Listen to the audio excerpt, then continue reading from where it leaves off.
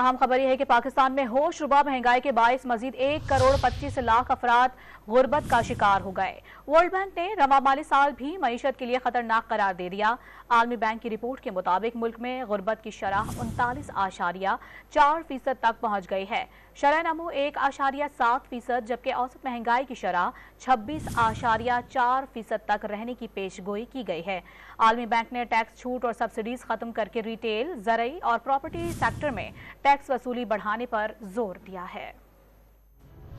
مہنگائی میں مسلسل ہوش ربا اضافے کے باعث ملک میں غربت 40% کی حد چھونے لگی۔ پاکستان میں مزید 1 کروڑ 25 لاکھ افراد غربت کا شکار ہو گئے۔ عالمی بینک نے اعداد و شمار جاری کرتے ہوئے رواں مالی سال میں معیشت سست روی کا شکار رہنے کا خطرہ بھی ظاہر کر دیا۔ ورلڈ بینک کی رپورٹ میں غربت میں اضافے کی وجہ ناموافق معاشی حالات کو قرار دیا گیا۔ ترقیاتی اخراجات کم اور غیر ترقیاتی اخراجات زیادہ ہونا، مالی خسارے میں اضافہ، روپے کے مقابلے میں ڈالر کی اونچی اڑان کو بھی غربت میں اضافے کے اہم اسباب قرار دیا گیا۔ ڈیولپمنٹ اپ ڈیٹ رپورٹ میں شرح نمو 1.7%، جبکہ اوسط مہنگائی کی شرح 26.4% تک رہنے کی بھی پیش گوئی کی گئی۔ رپورٹ میں عالمی بینک نے ٹیکس چھوٹ کم کرنے، توانائی کے شعبے میں سبسڈیز گھٹانے اور سگریٹس پر فیڈرل ایکسائز ڈیوٹی بڑھانے کی تجویز دے دی۔ عالمی بینک نے ریٹیل، زرعی اور پراپرٹی سیکٹر میں ٹیکس وصولی کے لیے اصلاحات پر بھی زور دیا۔ ورلڈ بینک نے حکومت پاکستان کو اخراجات پر قابو پانے کے مشورے بھی دیے۔ مختلف سرکاری اداروں میں بہتری کے لیے نجی شعبے کی شمولیت بھی اہم قرار دی گئی۔